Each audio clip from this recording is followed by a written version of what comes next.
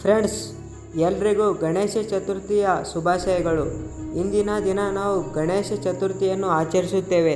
ನಾವು ನಮ್ಮ ಜೀವನಕ್ಕೆ ಜ್ಞಾನ, ಶಕ್ತಿ ಮತ್ತು ಐಶ್ವರ್ಯವನ್ನು ತರಲು ದೇವರಾದ ಏಕದಂತ ಶ್ರೀ ಗಣೇಶನ ಮಹಿಮೆಯನ್ನು ನೆನಪಿಸಿಕೊಳ್ಳುತ್ತೇವೆ.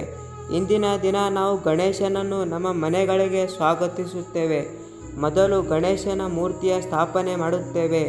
ದಿನನಿತ್ಯ ಪೂಜಾ, ಹೂವು, ಮೋದಕ ಮತ್ತು ಆರತಿ ಅರ್ಪಣೆ ಮಾಡುವುದು, ಗಣೇಶನಿಗೆ ವೇದ ಮಂತ್ರಗಳ ಜಪ ಮತ್ತು ಭಜನೆ ಮಾಡುವುದು, ಗಣೇಶನಿಗೆ ಇಷ್ಟವಾದ ಮೋದಕ ನೀಡುವುದು, ಭಕ್ತರಿಗೆ ಪ್ರಸಾದ ವಿತರಣೆ ಮಾಡುವುದು, ಕೆಲವು ದಿನ ಗಣೇಶನ ಜೊತೆಗೆ ಗೌರಿಯ ಪೂಜೆ ಮಾಡುವುದು ಮತ್ತು ಕೊನೆಯದಾಗಿ ಗಣೇಶ ಮತ್ತೆ ಮುಂದಿನ ವರ್ಷ ಬಾರಪ್ಪ ಎಂದು ಭವ್ಯ ಮೆರವಣಿಗೆಯೊಂದಿಗೆ ವಿಸರ್ಜನೆ ಮಾಡುವುದು.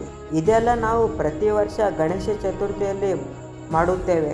ಫ್ರೆಂಡ್ಸ್, ಗಣೇಶನ 10 ಹೆಸರುಗಳು ಯಾವುವು ಅಂದರೆ: ಗಜಾನನ ಅಂದರೆ ಆನೆ ಮುಖದ ದೇವರು, ವಿಘ್ನಹರ್ತ ಅಂದರೆ ಅಡೆತಡೆಯನ್ನು ನೀಗಿಸುವವನು, ಲಂಬೋದರ ಅಂದರೆ ದೊಡ್ಡ ಹೊಟ್ಟೆ ಉಳ್ಳುವವನು, ಏಕದಂತ ಅಂದರೆ ಒಂದು ದಂತವಿರುವವನು, ವಿನಾಯಕ ಅಂದರೆ ಪರಮನಾಯಕ, ಗಣಪತಿ ಅಂದರೆ ಗುಣಗಳ ಅಧಿಪತಿ, ಧೂಮ್ರ ವರ್ಣ ಅಂದರೆ ಹೊಗೆ ಬಣ್ಣದವನು, ಸುಮುಖ ಅಂದರೆ ಸುಂದರ ಮುಖವಿರುವವನು, ಬಾಲಚಂದ್ರ ಅಂದರೆ ಶಿರದಲ್ಲಿ ಚಂದ್ರನನ್ನು ಧರಿಸಿದವನು, ಸಿದ್ಧಿವಿನಾಯಕ ಅಂದರೆ ಯಶಸ್ವಿಯನ್ನಾಗಿಸುವವನು.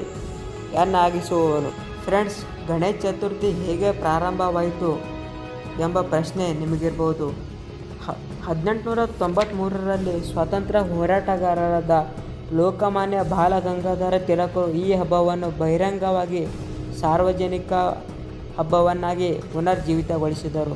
ಬ್ರಿಟಿಷರ ಆಡಳಿತದ ಕಾಲದಲ್ಲಿ ಸಾರ್ವಜನಿಕ ಸಭೆಗಳು ನಿರ್ಬಂಧಿಸಲ್ಪಟ್ಟಿದ್ದವು ಮತ್ತು ತಿಲಕರು ಜನರನ್ನು ಒಗ್ಗಟ್ಟಿಗೆ ತರಲು ಹಾಗೂ ರಾಷ್ಟ್ರಭಕ್ತಿಯನ್ನು ಉತ್ತೇಜಿಸಲು ಈ ಹಬ್ಬವನ್ನು ಬಳಸಿಕೊಂಡರು. ಈ ಹಬ್ಬವು ಬ್ರಿಟಿಷರ ವಿರುದ್ಧ ಒಗ್ಗಟ್ಟಿನ ಸಂಕೇತವಾಗಿ ಉಳಿಯಿತು. ಇಂದಿನ ಕಾಲದಲ್ಲಿ ಗಣೇಶ ಚತುರ್ಥಿ ಭಾರತದ ಪ್ರಮುಖ ಹಬ್ಬಗಳಲ್ಲೊಂದು.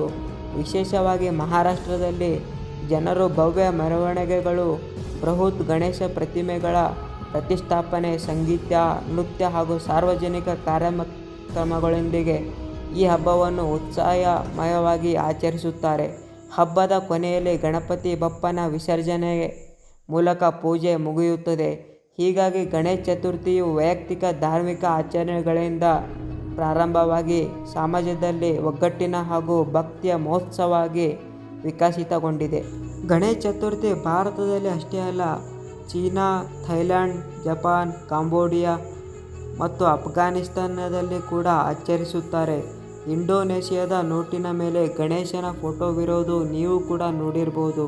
ಋಗ್ವೇದದಲ್ಲಿ ಉಲ್ಲೇಖವಿರುವಂತೆ ಗಣೇಶನ 108 ಹೆಸರುಗಳು ಜಪ ಮಾಡಿದರೆ ಕಷ್ಟಗಳೆಲ್ಲ ಹೋಗಿ ಆಸ್ತಿ ಅಂತಸ್ತು ಸಿಗುವುದು ಎಂದು ಉಲ್ಲೇಖವಾಗಿದೆ. ಮತ್ತು ಗಣೇಶನಿಗೆ ಶಿವನಿಂದ ಒಂದು ವರ ಕೊಡಲ್ಪಟ್ಟಿದೆ.